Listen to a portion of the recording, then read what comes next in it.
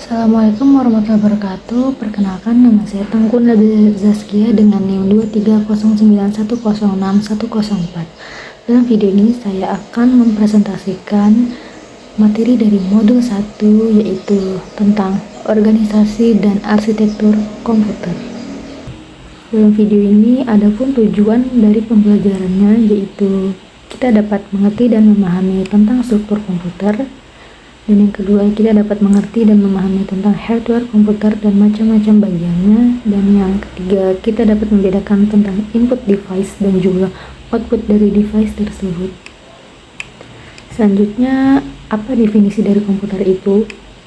Komputer adalah suatu alat elektronik yang mampu melakukan beberapa tugas, yaitu menerima input, memproses input sesuai dengan instruksi yang diberikan, menyimpan perintah-perintah dan hasil pengolahannya, serta menyediakan output dalam bentuk informasi. Selanjutnya, sistem dari komputer. Tujuan dari sistem komputer adalah mengolah data dan untuk menghasilkan informasi, sehingga perlu didukung oleh elemen-elemen yang terdiri dari perangkat keras, dalam kata lain hardware, dan juga perangkat lunak atau nama lainnya software dan brainware. Perangkat keras adalah peralatan komputer itu tersendiri. Perangkat lunak itu adalah program yang berisi perintah-perintah untuk melakukan proses tertentu, dan brainware itu adalah manusia yang terlibat di dalam mengoperasikan serta mengatur sistem komputer tersebut.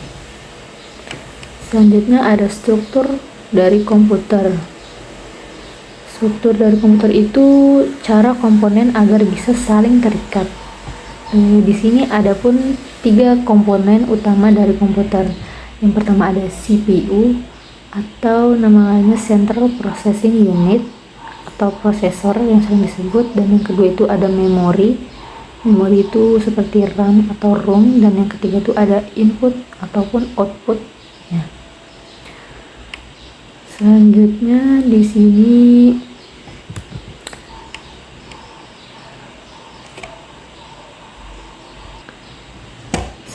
adapun fungsi dari masing-masing komponen dalam struktur berikut ini. Yang pertama itu ada input device atau yang disebut alat masukan. Di sini alat untuk memasukkan data atau perintah ke dalam komputer. Selanjutnya ada output device atau sering disebut itu alat keluarannya. Ini artinya itu menampilkan keluaran sebagai hasil pengolahan data. Keluaran itu dapat berupa hard copy yang di kertas ataupun soft copy yang ke monitornya ataupun berupa suara. Selanjutnya ada I/O ports. I/O ports ini bagian yang digunakan untuk menerima ataupun mengirim data ke luar sistem. Peralatan input dan output di atas terhubung melalui port ini. Dan selanjutnya ada CPU. CPU ini merupakan otak sistem komputer dan memiliki 2 bagian fungsi operasional, yaitu ada ALU atau Arithmetical Logical Unit. Dia ini sebagai pusat pengolahan data, dan yang kedua itu ada CU atau Control Unit. Ini sebagai pengontrol kerja komputer. Selanjutnya memori. Memori ini berfungsi buat menyimpan data program. Memori ini beraneka tipe, dari yang tercepat aksesnya sampai yang terlambat.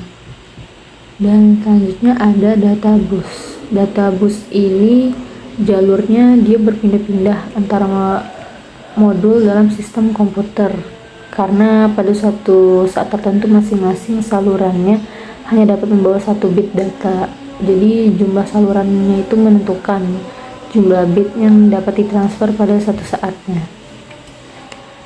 Dan di sini juga ada address bus yang bisa digunakan untuk menandakan lokasi sumber ataupun tujuan. Pada proses transfer data, jalur ini CPU akan mengirimkan alamat memori yang akan ditulis atau dibaca. Address bus ini bisa terdiri atas 16, 20, 24, atau 32 jalur paralel. Selanjutnya ada control bus. Control bus ini digunakan untuk mengakses ke data bus dan address busnya tersebut. terdiri atas 4-10 jalur paralelnya tersebut. Selanjutnya ada contoh penerapan address bus dan juga control bus. Yang pertama itu ada address busnya. Contohnya itu yang pertama ada Portugal NVMe atau singkatan dari Non Volatile Memory Express. SSD ini memungkinkan memori flash beroperasi sebagai SSD secara langsung melalui soket PCIe tanpa harus menggunakan driver komunikasi SATA yang jauh lebih lambat daripada NVMe. Selanjutnya contohnya itu ada port SATA. Port SATA itu antar muka bus komputer yang menghubungkan adaptor bus host ke perangkat penyimpanan massal seperti hard disk drive dan juga optical drive. SATA juga memungkinkan satu port penonton untuk mengelola hingga 15 perangkat penyimpanan. Dan selanjutnya ada control bus. Contoh yang pertama dari control bus itu ada USB. USB itu singkatan dari Universal Serial Bus. USB itu adalah antar muka plug and play yang menghubungkan komputer dengan peripheral seperti keyboard, mouse, pemutar pusing, dan juga flash drive. USB ini memiliki versi USB ini mendukung kompatibilitas mundur dan juga maju. Artinya, perangkat dengan versi yang lebih rendah bisa berfungsi di port versi yang lebih tinggi. Sebaliknya itu namun perangkat yang versi lebih rendah itu hanya akan berjalan pada kecepatan transfer yang sesuai dengan versi port yang digunakan. Contoh yang kedua di sini ada kabel USB. Kabel USB itu memiliki panjang maksimum 16 kaki atau 5 inch. 5 inch itu setara dengan 5 meter. Untuk perangkat berkecepatan tinggi dan 9 kaki itu ada di 10 inch 3 meter. Untuk perangkat berkecepatan rendah, panjang ini penting untuk mencegah kehilangan data. Hub USB ini dapat digunakan untuk memperpanjang jarak kecepatan, memperpanjang jarak. Ada berbagai jenis kabel USB sesuai dengan kecepatan transfer 2 dan juga 3. Kabel ekstensi juga dapat digunakan, tapi jangan melebihi panjang maksimum tanpa hub.